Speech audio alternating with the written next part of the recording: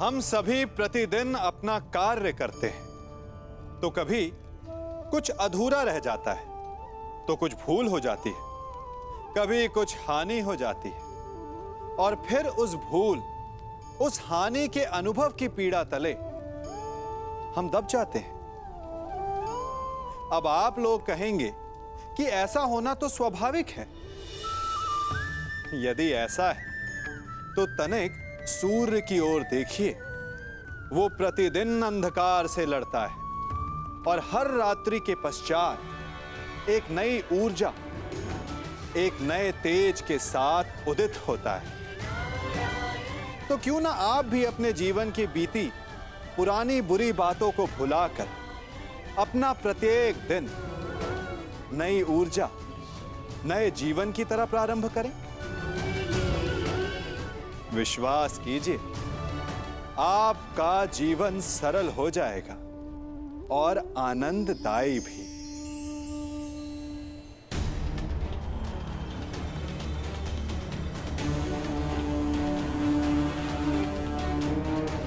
क्षमा कीजिए माता, मैं आपको निराशा के अतिरिक्त कुछ नहीं दे पाया। आज्ञा दीजिए।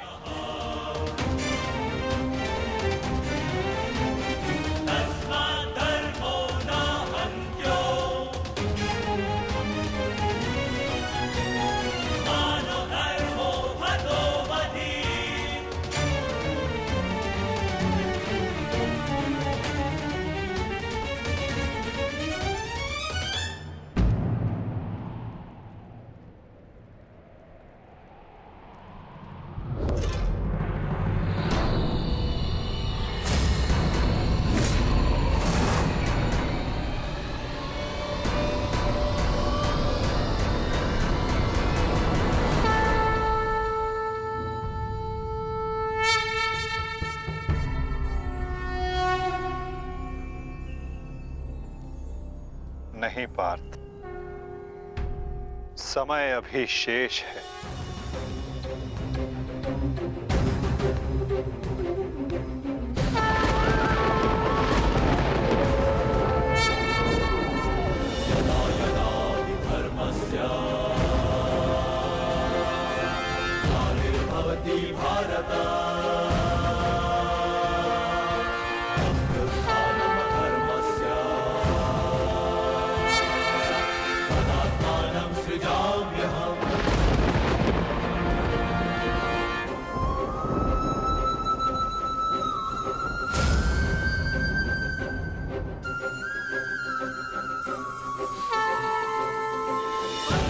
ये सूर्यास्त नहीं, राहु का उदय था।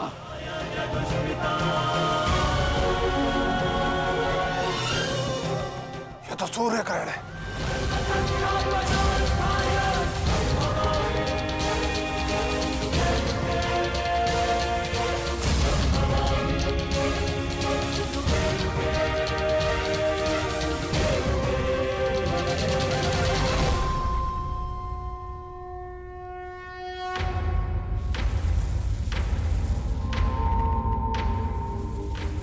अपनी प्रतिज्ञा पूर्ण करो।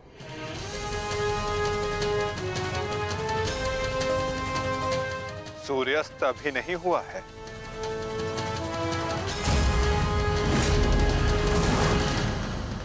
सएव धर्मः धर्मः देशकाले प्रतिष्ठितः अनानमानृतं हिंसा धर्मो यावत्तिकः स्थितः अनानमानृतं हिंसा धर्मो यावत्तिकः स्थितः।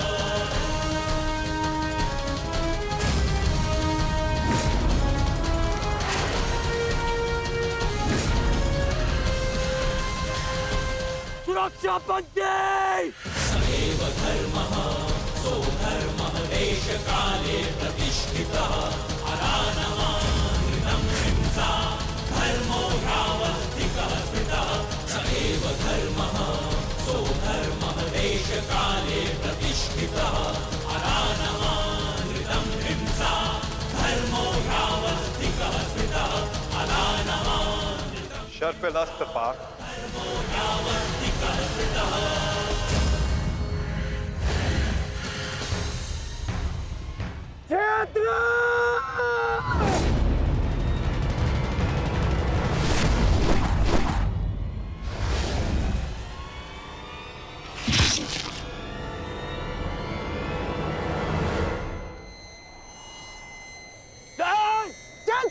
मित्र!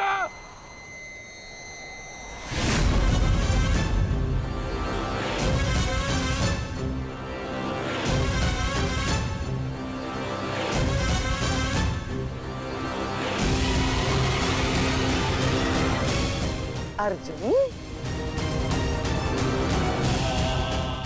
जयद्रथ का वध तो तुमने कर दिया, परंतु अपनी मृत्यु को टाल नहीं पाओगे तुम, हैं?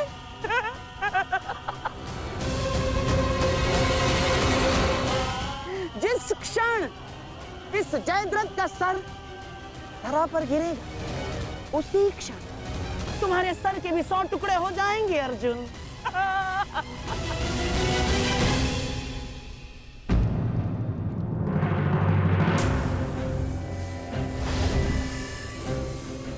तुम तो विजय पाकर भी हार गए अर्जुन। और सबसे बड़ी हार किसकी हुई है जानते हो? हैं? तुम्हारे उस छलिए की।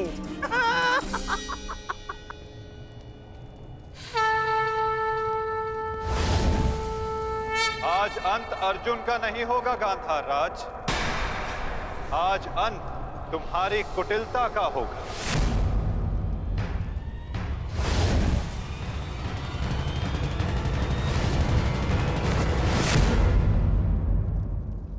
नहीं वृद्धक्षत्र, नहीं, उठना मत।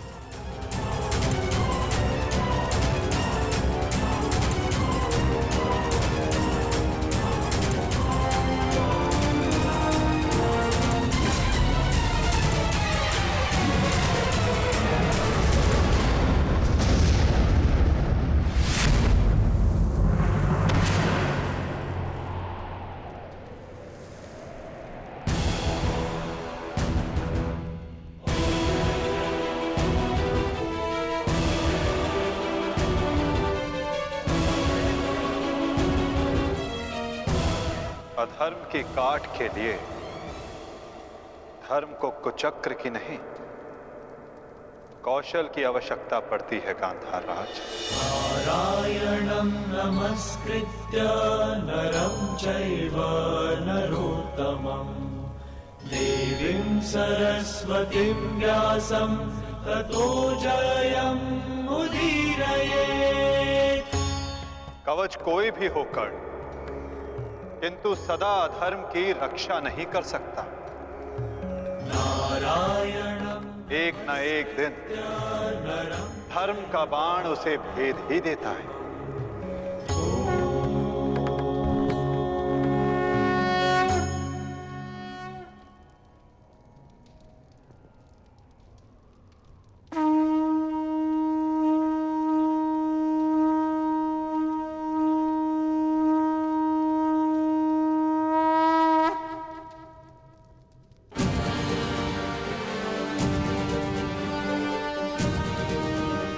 युद्ध का आज का दिन समाप्त हुआ।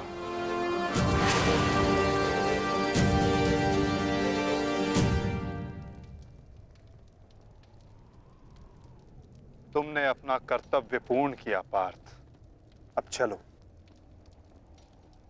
अभिमन्यु को विदा करो।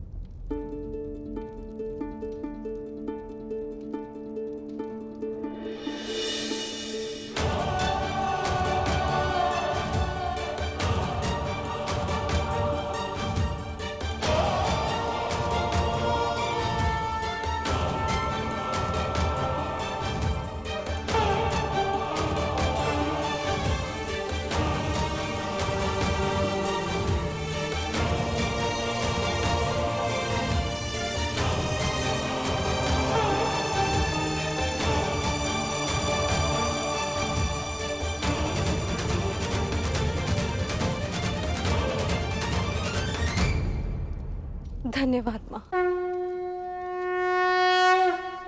नहीं पांचाली, माता को धन्यवाद अभी नहीं।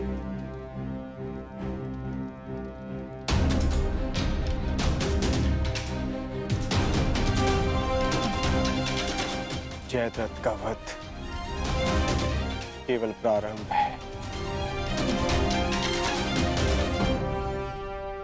अभी तो उन सब का वध शेष है जिन्होंने घेर कर छल पूर्वक मेरे पुत्र की हत्या की।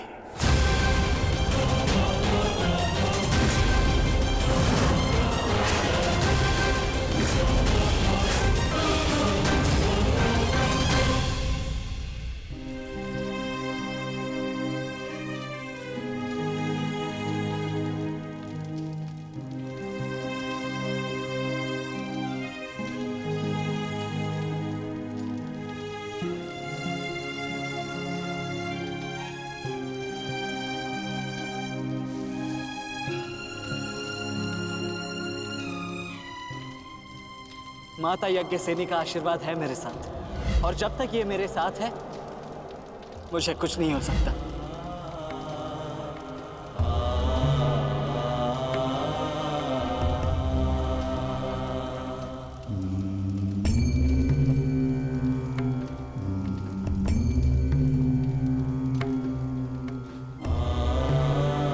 शांतिपूर्वक विदा लो वीर। धन्य हूं मैं कि मेरा कहीं ना कहीं तुमसे रक्त संबंध है।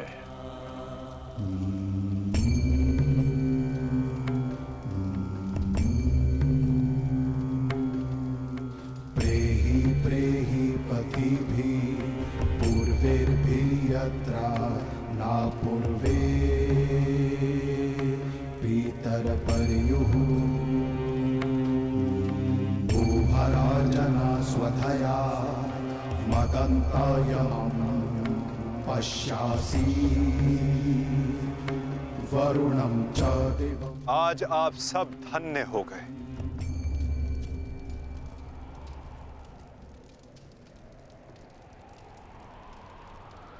शूरवीर अभिमन्यु के नाम से इतिहास में सदा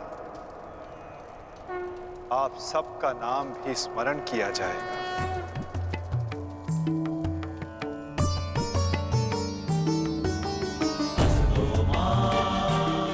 और जो जिस मंतव्य के लिए आता है उसे एक न एक दिन संसार से जाना ही होता है,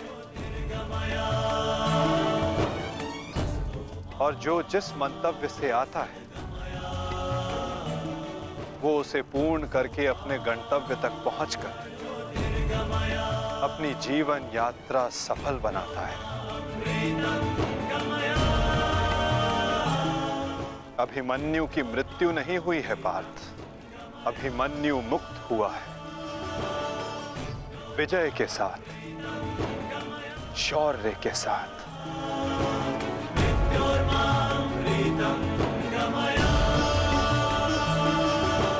अपने इस क्षण को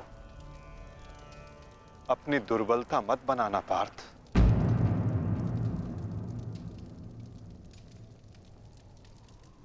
अपनी शक्ति बनाना।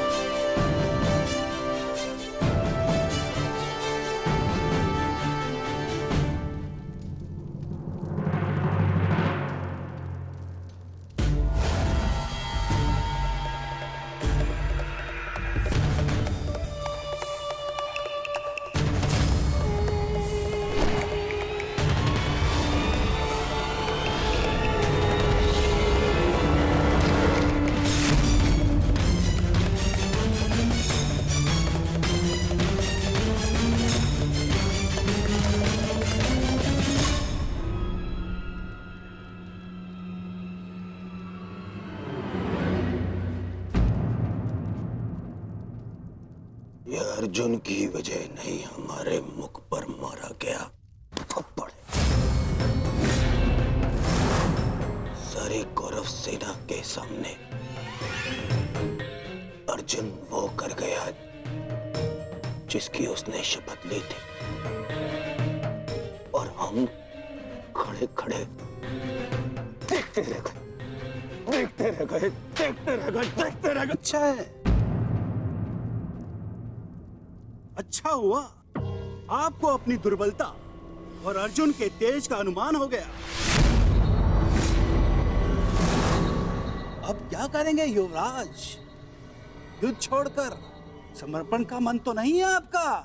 बस बद्रराज बस। अब यदि एक भी अपशब्द कहा ज्येष्ठ के विषय में तो उचित नहीं होगा। तुमने कौन से तीर चला दिए? उस अर्जुन के समक्ष 2 पल नहीं खड़े रह सके तुम, 2 पल। तुम जैसे भीरुओं की हमारे शिविर में कोई आवश्यकता नहीं है। मेरी तो इच्छा ही नहीं थी कि तुम्हारे पक्ष में सम्मिलित हूं। छल करके ये तुम्हारा जेश मुझे यहाँ लाया था दुशासन। संपूर्ण बल से मैंने युद्ध किया। मैं जा रहा हूं यहाँ से और दोबारा यहाँ पग नहीं रखूंगा। सर्वप्रथम आप अपना संयम धारण कीजिए महाराज शल्य। हार हम सबकी हुई है, और अभी आपस में बहस करके हम अपने शत्रु को और भी अधिक बलशाली बना देंगे।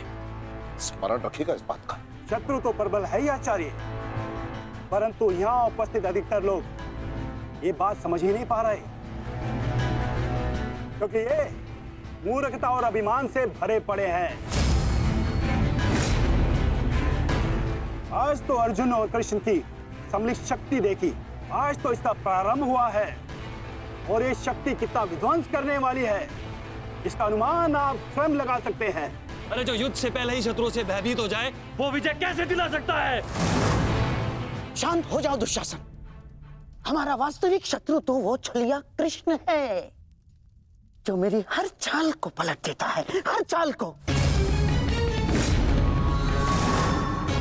माना कि आज हमने बहुत कुछ खो दिया है, परंतु उस पर रोने से अधिक श्रेयस्कर तो उसका प्रतिशोध लेना है।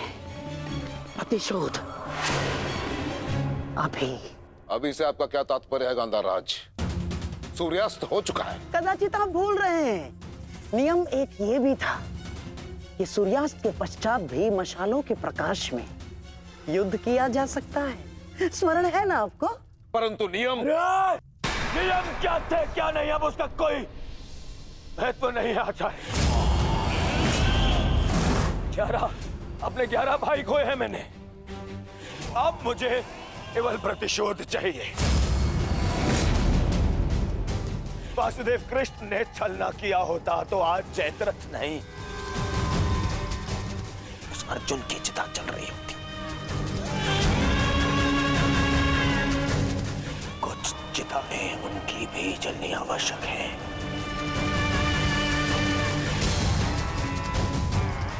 हम अभी आक्रमण करेंगे।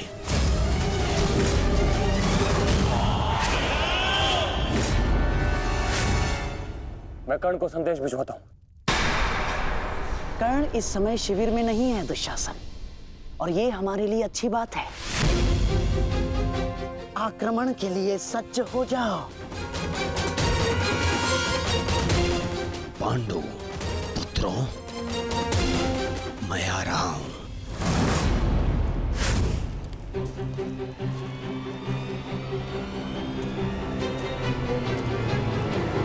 रुक जाओ, ये समय खेल खेलने का नहीं है वृषाली।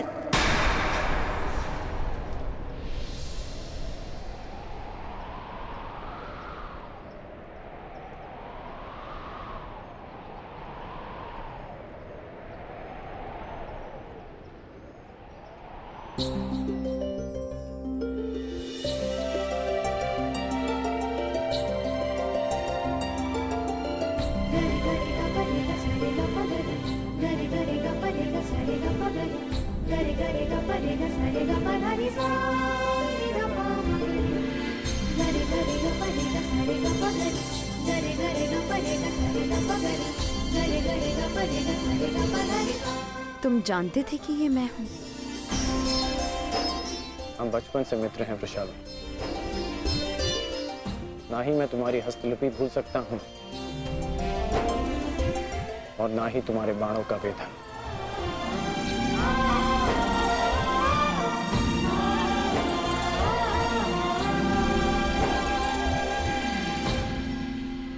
तुम्हारे बाण अधिक तीव्र हो गए हैं। तुम्हारा लक्ष्य वेद अधिक सटीक हो गया है, परंतु तुम्हारी हस्तलिपि में कोई सुधार नहीं। बदले तो तुम भी नहीं हो कर्ण। मुस्कुराना तुमने अब भी नहीं सीखा।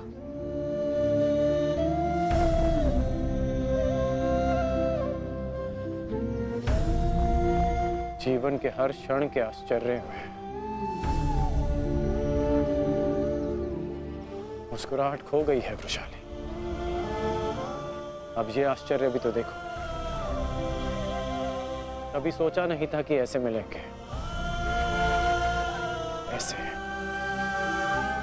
युद्ध भूमि में। एक बार पुनः सोच लो दुर्योधन, रात्रि के समय युद्ध कर सकते हैं, परंतु छिपकर प्रहार करना उचित नहीं है। ये युद्ध के नियम के विरुद्ध है और विजय प्राप्त करने के लिए हमें ऐसा करने की आवश्यकता नहीं है। और ये मत भूलो कि अर्जुन रात्रि में प्रहार करने में सक्षम है। बिल्कुल उचित कहा आचार्य द्रोण आपने, बिल्कुल उचित। अर्जुन सरलता से रात्रि में लक्ष्य भेद कर सकता है, परंतु अन्य पांडव नहीं। और अर्जुन इस समय अपने पुत्र के शव के पास है,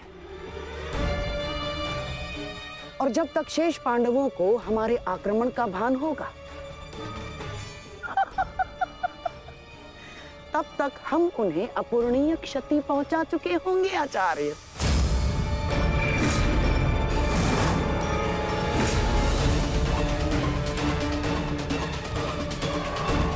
आक्रमण के लिए सज्ज हो जाओ और स्मरण रहे, मेरे आदेश के पालन से पूर्व लौटना नहीं है। लौटना नहीं है, समझ गए?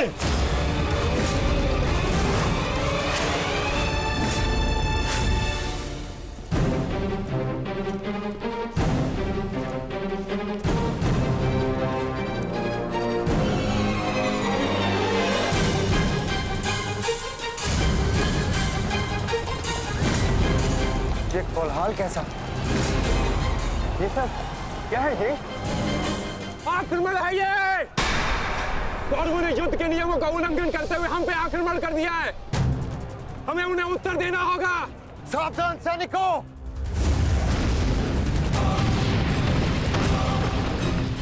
उत्तरा, सहायता, द्रौपदी, मातश्री, अर्जुन, तुम वहीं रुको।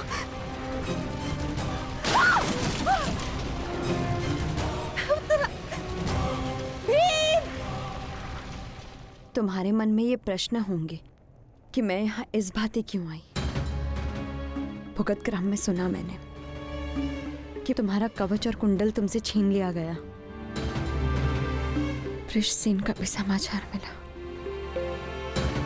इसीलिए मैं स्वयं को तुमसे मिलने से रोक नहीं पाई। किंतु तुम्हें यहाँ नहीं आना चाहिए था। क्या तुम्हारे पति और तुम्हारे परिवार को इससे कोई आपत्ति नहीं?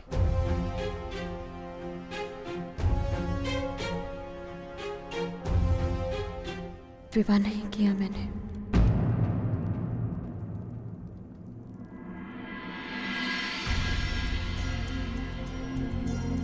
और परिवार के नाम पर मेरे बाल मित्र कर्ण के अतिरिक्त कोई और बचा नहीं।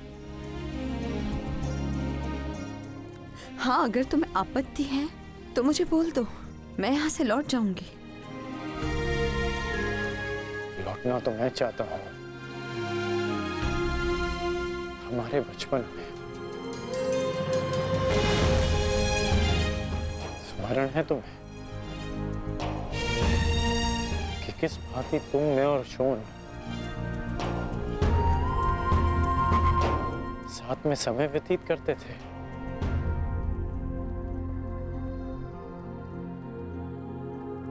और आज देखो हम यहां खड़े हैं। समझना कठिन है कि क्या उचित है और क्या अनुचित।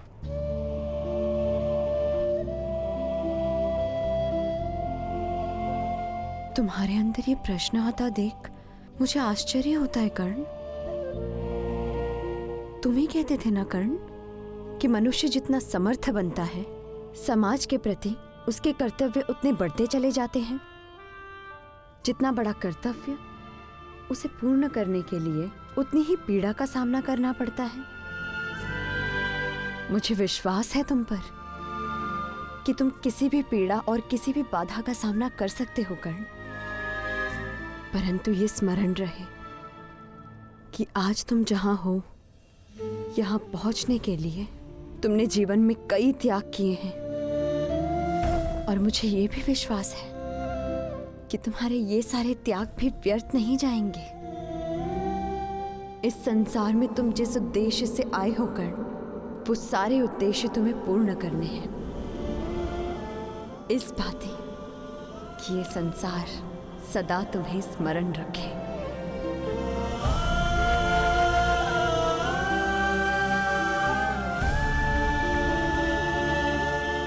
अंगराज कौन? कहाँ है आप? अंगराज! सत्य से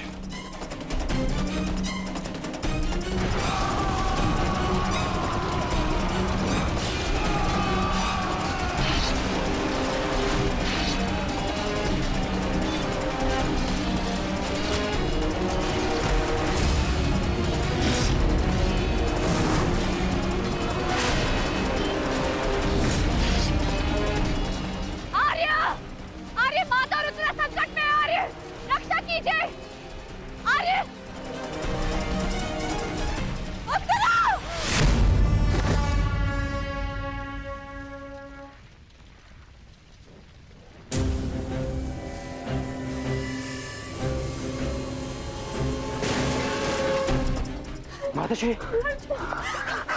चलिए।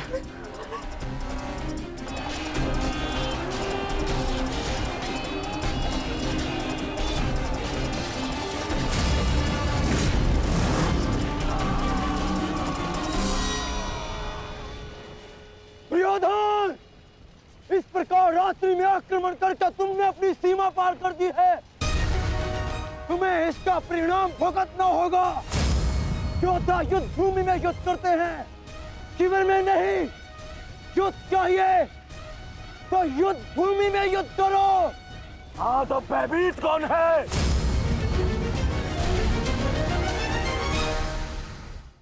ये दुर्योधन ने उचित नहीं किया। सत्यसेन, तुम वृषाली को सुरक्षित शिविर पहुंचाओ और मैं कुरुक्षेत्र पहुंचता हूं।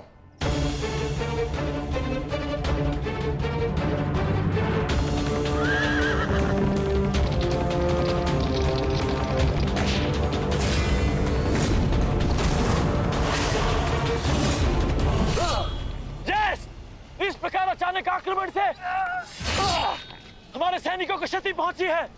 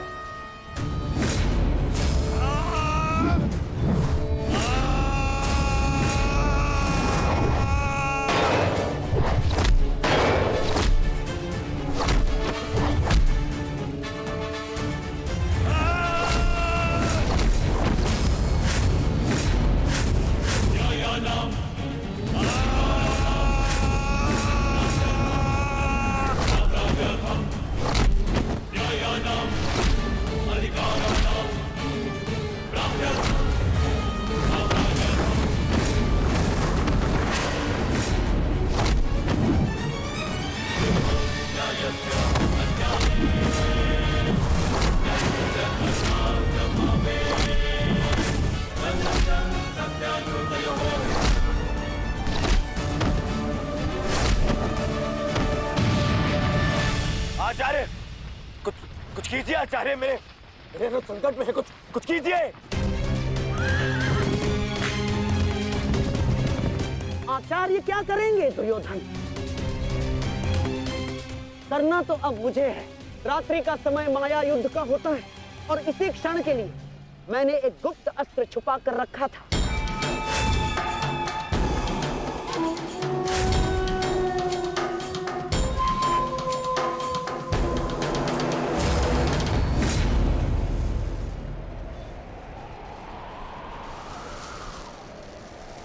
प्रकट हो जाओ अंगलूस।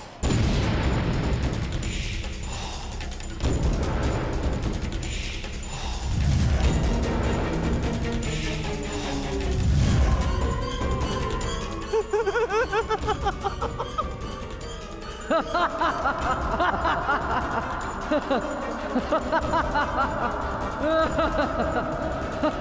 ha ha!